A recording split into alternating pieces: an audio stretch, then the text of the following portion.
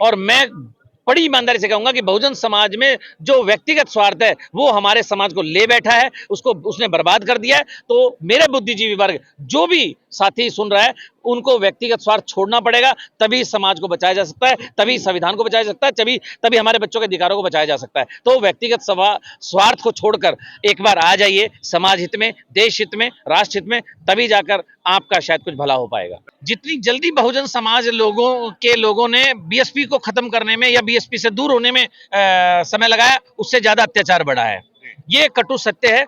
जितनी मजबूत अगर हमने बीएसपी को किया उतना अत्याचार बंद हुआ है, लेकिन आज जितनी दूर हमारा समाज इस पार्टी से, इस झंडे से दूर गया, इस विचारधारा से दूर गया, उतनी ज्यादा पिटाई कुटाई और ये अत्याचार हो रहे हैं। और अगर बहुजन समाज इससे बचना चाहता है तो एक डंडा, एक झंडा और मजबूत नेता वो कर लीजिए। और मैं बड़ी ईमानदारी से, बड़े सम्मान के साथ कहता हूं कि आज हमारे समाज के लिए, इस पूरे राष्ट्र के अंदर अगर बहुजनों का कोई नेता है तो बहन जी से बड़ा कोई नेता है नहीं, और उनसे मजबूत नेता नहीं है। उन सब अनुशासन की या कानून की देवी या कानून को का राज स्थापित करने वाली बहन जी हैं। एक बार मजबूत करके देखिए। नमस्कार साथियों, मेरा नाम है सुंदर सिंह और आप देख रहे हैं एसएम न्यूज। हमारे साथ श्याम भंडारी हैं, राजस्थान से आए हुए हैं, दिल्ली के अंदर और जंतर मंतर पर हैं। यहाँ पे प्रोटेस्ट चल रहा है और यहाँ पे बौद्ध गया को लेकर बहुत सारे लोग, हजारों की तादाद में यहाँ पर लोग आए हुए हैं। श्याम भाई, आपसे सीधा सवाल रहेगा, बसपा सुप्रीमो बहन कुमारी मायावती को आप लगातार समर्थन करते रहते हैं, आपको पद से भार मुक्त भी किया गया, आप बिना पद के भी बहुत ज्यादा कार्य करते हैं, लेकिन बहन जी ने सर्वोच्च नेता आकाश आनंद जी को भी निकाल दिया है, उनके ससुर जी को भी निकाल दिया है। और क्या कहना चाहेंगे इस तरीके के पार्टी से निष्कासित करने के मामले?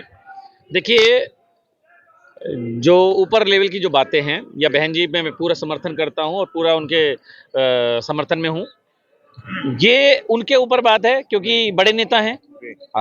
अशोक सिद्धार्थ जी सांसद रहे हैं कई बार और आकाश आनंद जी उनके पारिवारिक सदस्य भी हैं।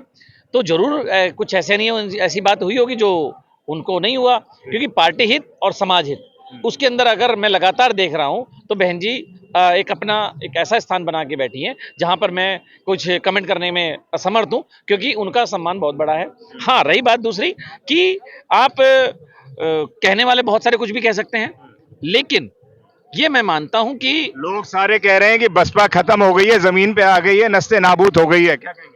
जी नहीं, जो लोग कह रहे हैं ये उसी पे जवाब भी है कि अगर बसपा खत्म हो गई तो वो चर्चा में क्यों कर रहे हैं। आप समझिएगा, बसपा खत्म नहीं हुई और ना खत्म होगी। राष्ट्रीय पार्टी है 7 नंबर की, आज तीसरे नंबर की राष्ट्रीय पार्टी है। जो 7 मेजर पार्टी है उनमें तीसरा नंबर बीएसपी का भी है। दूसरी बात यह है कि आगे के समय के लिए बदलाव जरूरी है, मैं मानता हूं। और मैं आपके चैनल के माध्यम से पूरी जिम्मेदारी से कह रहा हूं कि बहन जी के आसपास का जो सर्किल है उनमें कुछ चाटुकार लोग ऐसे हैं जो अपने पद को बनाए रखने में अपना मतलब झूठ परोसते हैं या झूठ बातें बहन जी तक पहुंचाते हैं। वो सच नहीं बताते कि प्रदेश में क्या चल रहा है, प्रदेश अध्यक्ष ने किस तरह से षड्यंत्र करके कैसे कैसे कर्मठ और ईमानदार कार्यकर्ताओं को दूर रखा हुआ है। चाहे वो किसी भी प्रदेश का देख लिए, हरियाणा, राजस्थान, पंजाब, सब जगह ऐसा हो रहा है।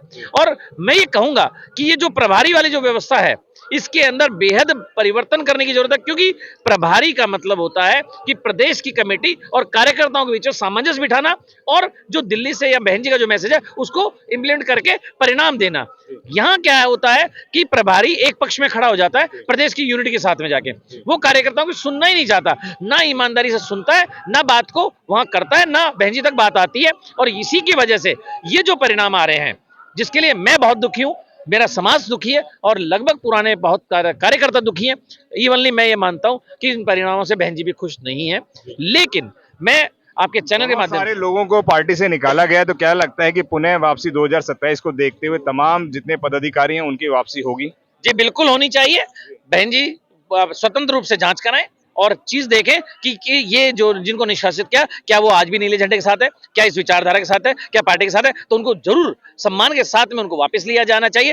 अगर हमें सत्ता में वापस आना है, 2027 में अगर कुछ बदलाव लाना है, तो महत्वपूर्ण जो लोग हैं, जो ईमानदार कार्यकर्ता, हमको सबकी जरूरत है, वोट की सबको जरूरत होती है। आप ये मान के चलिए, जो सत्ताधारी जो वो है पार्टियां, वो वोट लेने के लिए पता नहीं क्या क्या छल और कपट और पता नहीं क्या क्या कर रहे हैं। हमें तो ईमानदारी से अपनी जांच करा के अपने कार्यकर्ताओं को वापस लेना पड़ेगा। और मैं ये बताऊं आपके चैनल के माध्यम से कि अगर ये बदलाव नहीं किया गया तो निश्चित रूप से हमें और बड़ा नुकसान हो सकता है। इसलिए मैं चैनल के माध्यम से मेरठ के अंदर देखने में आया है कि एक लड़के को, दलित लड़के को, युवा को ईंटों से मारा जाता है। कई सारे लोग उसको मिलकर मार रहे हैं। घोड़ी पे बैठने नहीं दिया जाता है। राजस्थान की बहुत सारी घटनाएं ऐसी आ चुकी हैं। पानी पीने नहीं दिया जाता है। तो इन सब से कैसे मिल पाएगा न्याय, वह बताएं बहुजन समाज के लोगों को। बहुजन समाज के लोगों की एक ये दुर्दशा जो हो रही है, जितनी जल्दी बहुजन समाज लोगों ने बीएसपी को खत्म करने में या बीएसपी से दूर होने में समय लगाया, उससे ज्यादा अत्याचार बढ़ा है। ये कटु सत्य है। जितनी मजबूत अगर हमने बीएसपी को किया, उतना अत्याचार बंद हुआ है। लेकिन आज जितनी दूर हमारा समाज इस पार्टी से, इस झंडे से दूर गया, इस विचारधारा से दूर गया, उतनी ही ज्यादा पिटाई कुटाई और ये अत्याचार हो रहे हैं।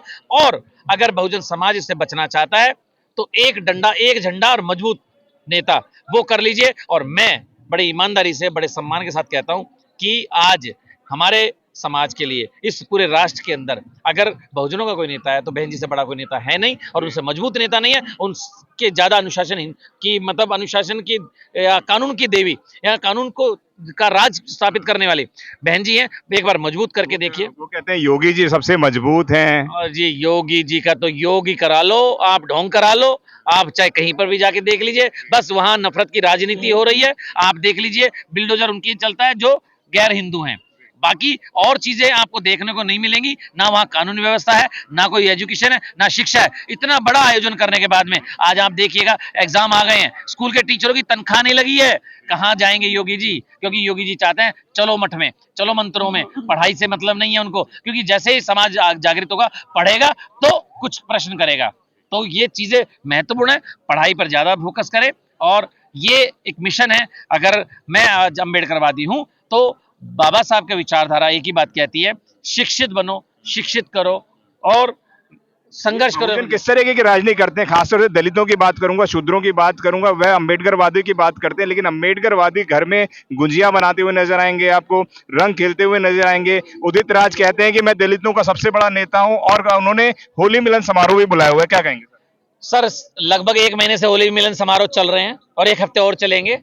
ये वो ढोंगी लोग हैं जो अपने व्यक्तिगत स्वार्थ के लिए इस समाज की बलि देते आए हैं। और मैं बड़ी ईमानदारी से कहूंगा कि बहुजन समाज में जो व्यक्तिगत स्वार्थ है वो हमारे समाज को ले बैठा है, उसको उसने बर्बाद कर दिया है। तो मेरे बुद्धिजीवी वर्ग, जो भी साथी सुन रहा है, उनको व्यक्तिगत स्वार्थ छोड़ना पड़ेगा। तभी समाज को बचाया जा सकता है, तभी संविधान को बचाया जा सकता है, तभी हमारे बच्चों के अधिकारों को बचाया जा सकता है। तो व्यक्तिगत स्वार्थ को छोड़कर एक बार आ जाइए समाज हित में, देश हित में, राष्ट्र हित में, तभी जाकर आपका शायद कुछ भला हो पाएगा। अगर आपने अभी तक हमारा चैनल सब्सक्राइब नहीं किया है तो सब्सक्राइब कर। अगर आपने अभी तक हमारा चैनल सब्सक्राइब नहीं किया है तो सब्सक्राइब कर।